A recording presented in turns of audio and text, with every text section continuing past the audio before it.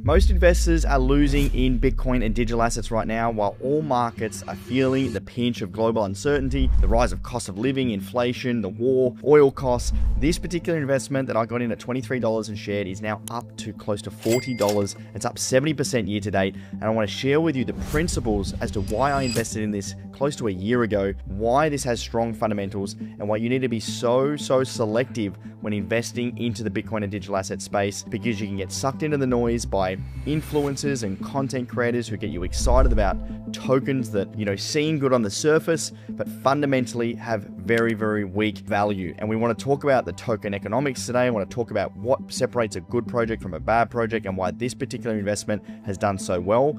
It has actually knocked Cardano out of the top 10. It is now into the 10th spot on the cryptocurrency market cap leaderboard. It is outperforming gold, the S&P 500, and it is a cryptocurrency project. All right. Now, the core piece as to why I shared Hyperliquid close to, or a bit over a year ago now, at around $23 was back in February. It was particularly at the time around, some interest that we started to, the analysts and I started to get into around perps trading, the ability to trade assets 24/7 that actually couldn't be invested in otherwise. As an example, gold, silver, stocks, oil. You cannot trade them outside of stock market hours. Hyperliquid trading platform that you can trade these assets, essentially tokenized assets, 24/7. And the volume has been phenomenal. So Hyperliquid is the platform that you're looking at here, and it has had close to $370 billion worth of total deposits. It's had $4.2 trillion worth of total volume. It's got over 1 million users, and the total volume continues to grow. All right, why is that? Well, the biggest reason is that the ongoing war in Iran has spiked volatility on oil, and people that want to trade oil outside of hours can't. So you've essentially got a finance company in Hyperliquid that has created a platform to trade these assets on crypto rails. So Hyperliquid generates revenue from the fees that you trade on the platform, and 97% of those fees go back to the token holder. Now, how can they do that? Well, they only have approximately 11 employees. All right. Every business owner in the world would love to do hundreds of millions of dollars in token volume or revenue and only have 11 employees. How is that possible? Well, it's possible because of blockchain. Blockchain allows you to essentially have a product that you can interact with peer-to-peer without the need of a middle person. If you take a normal brokerage as an example, they take the fees, they take the revenue, and they give a little bit back to the shareholders. But for Hyperliquid as a blockchain-based company, 97% of those fees go back to the token holders. Now, the other thing as well that is really positive from a token unlocks perspective is that it is necessarily a non-factor. One thing that a lot of people don't understand when they're getting into cryptocurrency is what we call token unlocks, all right? And this is the tokenomics. So the second part of reviewing any sort of investment when getting into cryptocurrency is looking at the tokenomics. Now, when you're looking at the tokenomics, you are not buying a share like you are in the stock market. If you're buying a share, you actually own a portion of that company. Well, in digital assets, tokenomics matter because this is the opposite to how shares work. Essentially, what happens with these altcoins is that you get inflation of supply. All right, the amount of supply that is created or available to be created is the amount of tokens it has, and usually has a big number of unlocks. What does that mean? Well, basically every period of time, you have these tokens that unlock money into the supply, into the market for investors to scoop up and buy. Now, the problem with a lot of these tokens is that what happens is that there's not a lot of demand for the token, which means that there's no one buying when there's tokens coming out on the open market. So essentially what you get is this highly inflated token supply, and they create tokens into the market, and then you've got no buyers. All right. And a perfect example of that is like so many of the gaming projects that we've seen over a period of time. All right. If we look at something like Immutable X, on the front end, great idea, product that worked.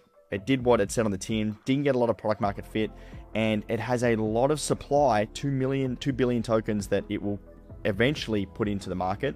They're only about 853 million right now, so only about 40% of the total supply is in the market. And then you look at the market cap of immutable X, it is essentially down from all-time highs 98%. Why is that? Because they've created a lot more supply, there's not a lot of demand, and there's not a lot of buyers to come in and buy that token. And that is where tokenomics is very, very important.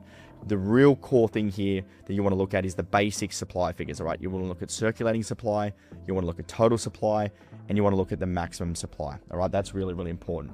The circulating supply is the total number of coins or tokens in the market at that point in time. The total supply is the total number of coins that exist in a given moment.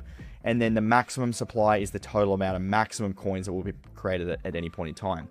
Now, the most important part that a lot of people miss when looking at token economics or just an investment is that a lot of people don't buy early enough, and they only buy when it gets to major exchanges like Coinbase as an example.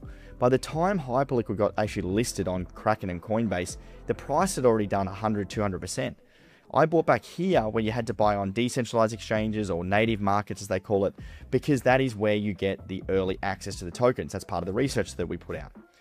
If you're not buying at that point, you are essentially, most of all, usually exit liquidity for some of these early projects. The reason why they have a lot of supply, a lot of these altcoins that unlock, is because they have to fund their project, all right? And VCs and the employees create the tokens, sell the tokens in the market, and then pay for their bills. How do they do that? Well, they create marketing spin. And this is the third part that is really very important when analyzing a project, is that you need to understand, is this project actually just creating hype, not Hyperliquid, creating marketing spin and narrative to buy to make you invest, or does it actually have fundamental value? All right. So when you're evaluating this, not only do you have to look at the tokenomics and look at what's actually happening with the project itself, but I like to actually look at, okay, is anyone actually using this product? And Hyperliquid has product market fit. A lot of people during this Middle East war have turned to Hyperliquid as a way to trade on their platform. All right. The volume you can see here continues to spike. Right, this is something we look at, the open interest rates. We look at the volume of the project. We look at, how these projects are actually being utilized. Now, as an exchange, this is one of the, platforms that you can trade these projects on at the moment, or assets, and it is outperforming so many other exchanges with the volume. So this is really good. Now, if you're looking at another asset like a layer one, as an example, you want to be looking at different metrics, all right? Not all metrics are the same for different cryptocurrencies. It's not just like you're looking at EBITDA multiples and that's the thing that you want to, analyze on the share market. Depending on the cryptocurrency that you're looking to analyze, there is different metrics that you will look at. So for layer ones, as an example, like, layer one blockchains, which are simply the app store, the decentralized app store that applications get built on top of, you want to look at things like, volume of the layer one. So Ethereum, Solana, etc. You want to look at things like TVL, so total value, so the amount of money that's been invested in the project. You want to look at the volume that it's doing over a 24-hour period. You're going to be wanting to look at things like development activity, blockchain uptime. You're going to want to be looking at, monthly volumes, inflows as well, the amount of money that's coming into these chains. It changes depending on the token, all right? And that's the part here around token economics and the fundamental value that you've got to be really careful about, all right? Now, the last thing I want to share is why is it outperforming? If we look at Hyperliquid and the reason why it's doing so well, again, is the amount of investors and market participants that are investing at the moment in Hyperliquid is primarily driven by macro factors.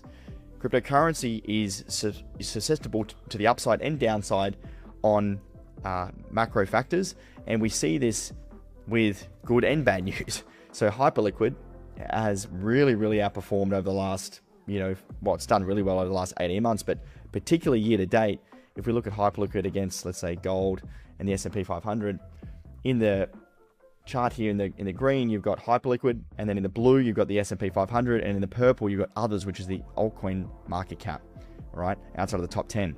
So you can see this outperformance is just ginormous because it's got some very strong tailwinds around why someone will want to use Hyperliquid. And that is exactly why, we put this, investment research out over nearly a year ago. This is where I put in, I was buying Hyperliquid. It is still in our portfolio to date. Would I be buying at these levels? That's a different conversation depending on, the price point that you're looking at.